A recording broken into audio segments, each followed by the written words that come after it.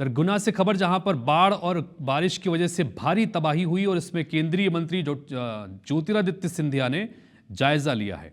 शहर और गांव में भारी तबाही देखकर सिंधिया भी चौंक गए और चिंतित नजर आए। उन्होंने अफसरों से नुकसान को लेकर जरूरी कदम उठाने के निर्देश भी दिए हैं।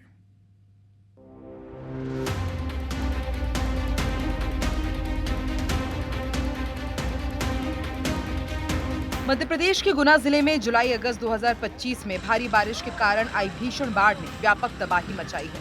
29 जुलाई को 24 घंटे में करीब 9 इंच से ज्यादा बारिश दर्ज की गई, जिसने 32 साल का रिकॉर्ड तोड़ दिया। इस बारिश के कारण आई बाढ़ से न्यू सिटी कॉलोनी में तेज बहाव से कारें बह गई और कीचड़ जमा हो गया। वहीं जिले के कलौरा बांध के वेस्ट बियर यानी कि दीवारा का एक हिस्सा टूटने से कई गाँव जलमग्न हो गए, जिससे लोगों को भारी नुकसान हुआ है।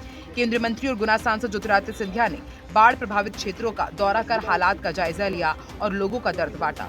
इस दौरान एक बुजुर्ग महिला द्वारा अपनी 2230 रुपए की पेंशन राहत कार्यों के लिए देने पर सिंधिया भावुक हो गए और बुजुर्ग महिला को अपने गले से लगा लिया। रात और दिन हम लोग लगे हैं, प्रशासन भी लगा है।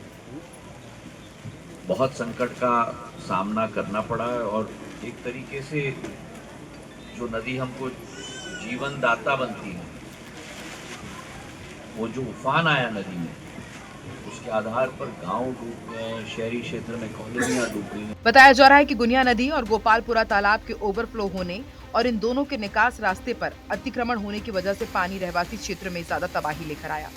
सिंधिया ने अतिक्रमण को लेकर कहा कि पानी अपने रास्ते से ही निकलेगा।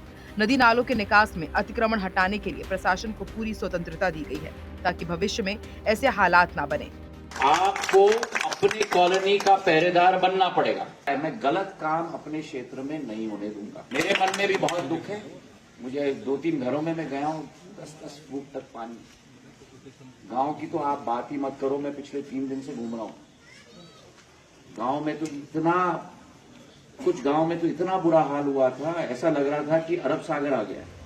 24 अगस्त को सिंधिया ने बमोरी तहसील के कलोरा, तुमड़ा, बंडा गाँव का भी दौरा किया। सिंधिया यहां ट्रैक्टर चलाकर बाढ़ प्रभावितों से मिलने पहुंचे। उन्होंने प्रशासन को राहत कार्यों में तेजी लाने, क्षतिग्रस्त सड़कों और बिजली आपूर्ति को बहाल करने के निर्देश दिए हैं। इतना ही नहीं, सिंधिया ने गुनिया नदी के गहरीकरण के काम का भी निरीक्षण किया। उनकी सक्रियता और राहत कार्यों ने प्रभावितों को नई उम्मीद दी है। लेकिन यह आपदा भविष्य के लिए सबक है, इसलिए हम और आप सभी को सतर्क और जागरूक होने की जरूरत है। नीरज योगी के साथ ब्यूरो रिपोर्ट, IBC 24 गुना।